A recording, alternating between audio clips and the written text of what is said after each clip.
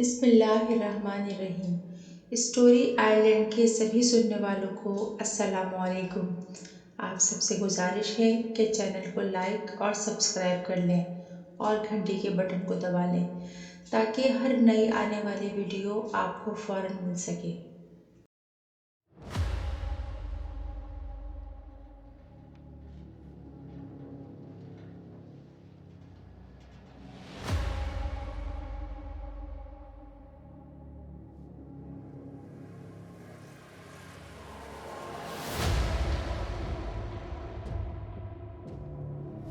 راستے پر آہستہ سے چلتے ہوئے جیسے ہی مزار کا گنبد نظر آنے لگا، میرے قدموں میں تیزی آ گئی۔ مزار جس کا میں ذکر کر رہا ہوں بہت بڑے رقبے پر پھیلا ہوا تھا، جس میں اس کی مرکزی عمارت، جس میں کسی بزرگ کی قبر شریف تھی تو مختصر، مگر اس کا احاطہ بہت بڑا تھا جو سرخ اینٹوں سے بنا ہوا تھا۔ کچھ حصہ بالکل کچا بھی تھا جس پر کچھ خستہ حال قبریں موجود تھیں جو نہ جانے کن کی تھیں۔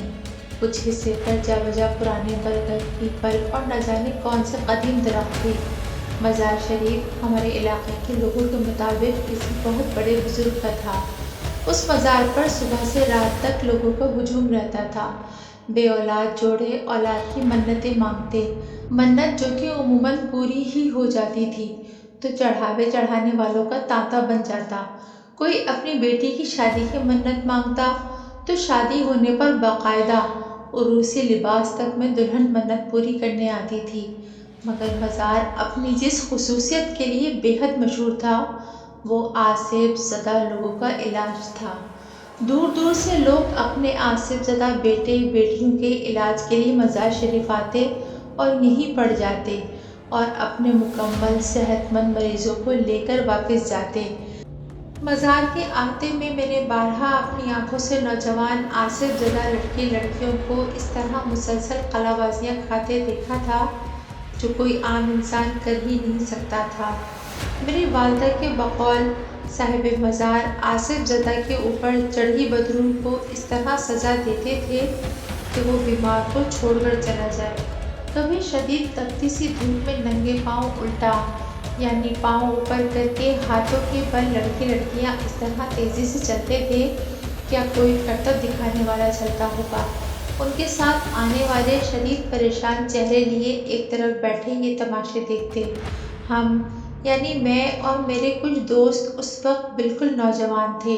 ہمارے لیے ان مناظر میں بے حد کشش ہوتی تھی۔ اکثر اوقات کوئی نوجوان آسیب زدہ لڑکا یا لڑکی مسلسل یہ تکرار کرتا سنائی دیتا تھا، نہیں جاؤں گا، نہیں جاؤں گا۔ میرے والد ان باتوں کے بے حد خلاف تھے۔ وہ مزاروں پر جانے، منتیں مانگنے، چڑھاوے چڑھانے کے سخت مخالف تھے۔ وہ آسیب کو بھی نہیں مانتے تھے۔ یہ سب ذہنی بیماریوں کی اقسام ہیں۔ وہ یہ بھی پسند نہیں کرتے تھے کہ میں یا میری امی کبھی مزار پر جائیں، مگر مزار میرے کالج کے عین راستے میں پڑتا تھا۔ کالج آتے جاتے اس کے احاطے پر نظر پڑنا لازمی بات تھی اور احاطے میں آسیب زدہ نوجوانوں کی ایسی حرکات جو کوئی بڑا کرتب باز بھی مشکل کر پائے، ان میں میری دلچسپی ظاہری بات تھی۔ ایسے ہی ایک دن جب میں کالج سے واپس آ رہا تھا تو اس پر میری نظر پڑی۔ وہ مزار کے باہر احاطے سے ہٹ کر جہاں اینٹوں کا فرش ختم ہو کر کچی زمین شروع ہوتی تھی بیٹھی ہوئی تھی۔ گو کہ اس نے سر پر دوپٹہ اوڑھ کر اپنے ارد گرد اچھی طرح لپیٹا ہوا تھا، مگر پھر بھی خود اندازہ لگایا جا سکتا تھا کہ وہ بالکل نوجوان لڑکی تھی۔ اس نے اپنی ہتھیلیاں آپس میں جوڑی ہوئی تھیں۔ چہرے کا زیادہ حصہ دوپٹے میں چھپا ہوا تھا، مگر جتنا نظر آ رہا تھا وہ بے حد گورا اور خوبصورت تھا۔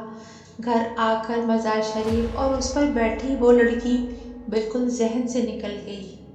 مگر دوسرے دن صبح جب میں کالج جا رہا تھا تو اچانک میری نظر اس پر دوبارہ پڑی۔ وہ اسی طرح مزار کے احاطے میں زمین پر بیٹھی تھی۔ اس مرتبہ اس کا چہرہ پورا کھلا ہوا تھا۔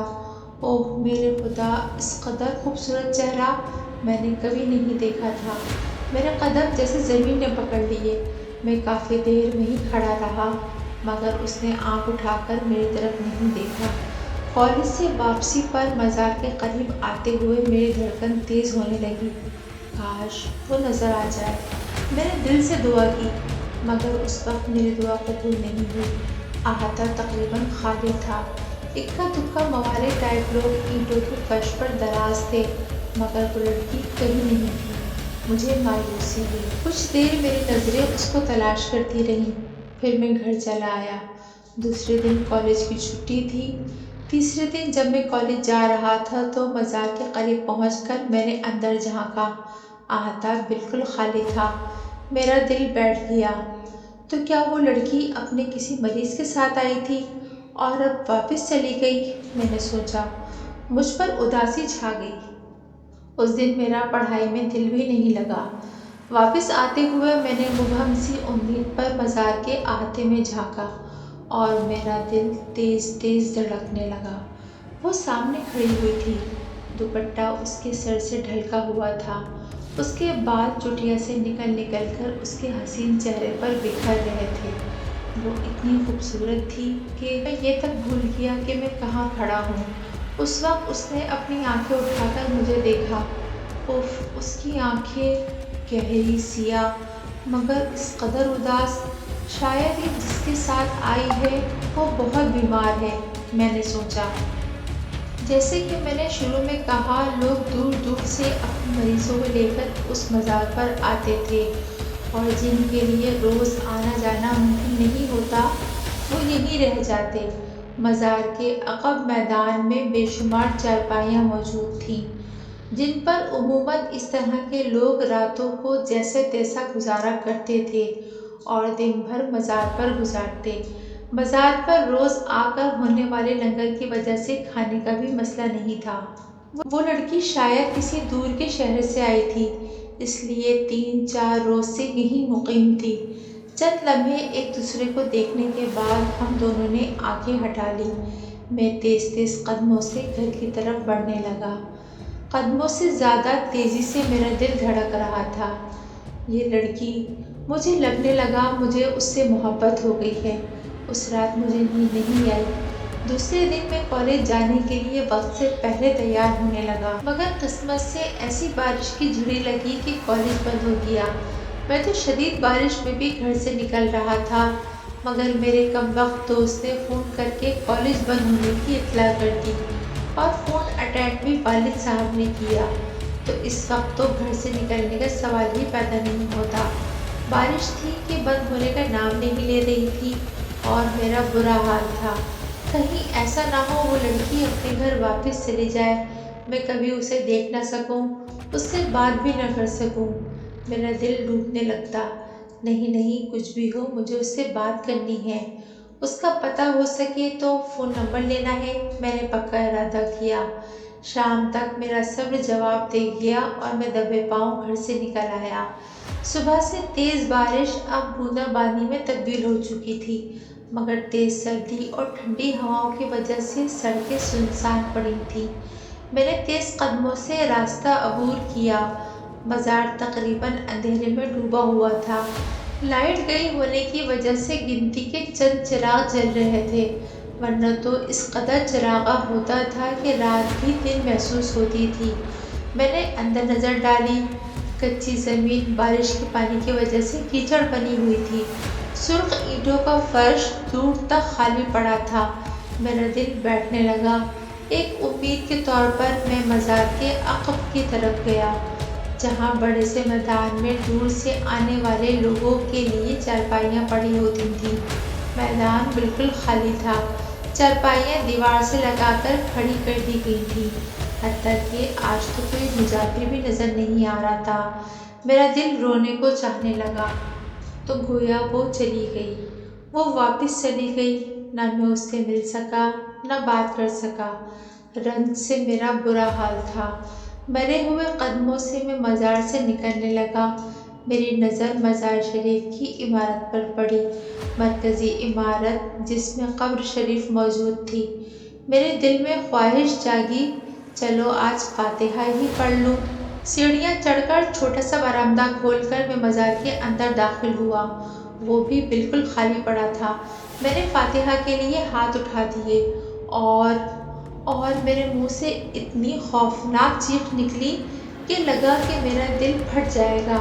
فاتحہ پڑھ کر چہرے پر ہاتھ پھیر کر جب میری نظر اچانک اوپر پڑی، مزار کے بیچوں بیچ قبر کے عین اوپر چھت کے ساتھ، جی ہاں چھت کے ساتھ، وہ لڑکی الٹی لٹکی ہوئی تھی۔ اس کے بال جیسے زمین تک آ رہے تھے، اس کی آنکھیں، جی ہاں وہی آنکھیں جو مجھ سے اس دن ٹکرائی تھی تو میں اس کی محبت میں گرفتار ہو گیا تھا، آج جیسے خون بہا رہی تھی۔ آج اس کا حسین چہرہ باقاعدہ کسی بدروح کا چہرہ تھا۔ اس کے ہاتھ آپس میں جڑے ہوئے تھے، جیسے معافی مانگ رہی ہو۔